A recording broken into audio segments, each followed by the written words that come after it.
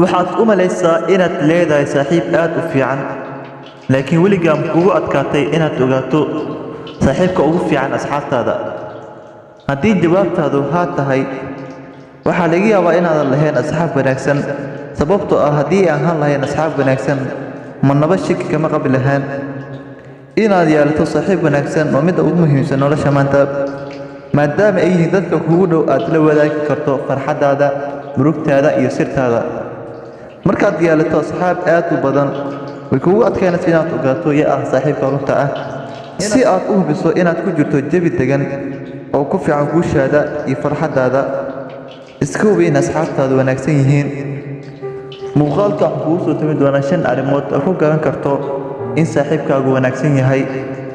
1. mar waliba waa daacad. saaxiibka wanaagsan waa daacad markaad ka maqan tahay ama markaad la joogto. saaxiibka wanaagsan weligaa kama hari doono dhabarkaaga, wax kasta uu dareemaya uu kula wadaagayaa. saaxiibka wanaagsan wuxuu aaminsan yahay shakhsiyaddaada ee ma aha shaqadaada. saaxiibka wanaagsan wuxuu og yahay inaad ka xumaan doonin erey walba uu ku dhahaa. intaas waxaa sii dheer, saaxiibka wanaagsan weligiis kuma dhihi doono erey ku niyad-jabiya ama ku dhaawaca. saaxiibka wanaagsan ayaa si fudud kuu jecel, waana sababtaad u tahay saaxiibkooda wanaagsan. 2. saaxiibka wanaagsan wuu xafidaa sirtaada. saaxiibka wanaagsan weligiis ma muujinayo sirtaada. qof kasta weydiiya sirtaada ama arrimaha ku khaaska ah, wuxuu ku jawaabayaa waxba kama ogi taas halkii ku sheegi lahaa sirtaada. haddii saaxiibkaadu dinkanin sirtaada, uma qalmi kalsoonidaada. 3. saaxiibka wanaagsan weligiis iskama tegayo.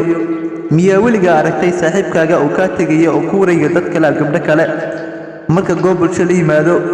haddaba kaa maaha saaxiibka saxda ah.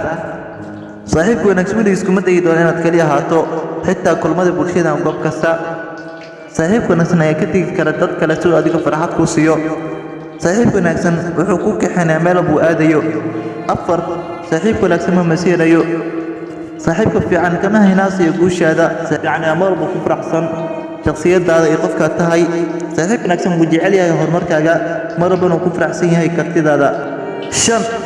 saaxiibka wanaagsan weligiis kuma ogolaanayo inaad kali xanuunsato. si kastaad isku daydo inaad qarsato dareenkaaga, saaxiibka fiican ayaa ogaan kara waxaad dareemayso, kuma quura inaad kali xasilicdo. haddii saaxiibkaaga ku aragto 5 arrimood, waxaan kula talin lahaa inaad saaxiibkaa dhowrto, aad wanaajiso ilaa waa kaa saaxiibka saxda ah. fadlan ku sheegale asxaabta jecesha si ay u ogaadaan saaxiibkooda saxda ah. waad ku mahadsan tahay daawashadaada. fadlan subscribe channelka haddii ku cusub tahay si aad ula socoto muuqaal walba soo dhigno.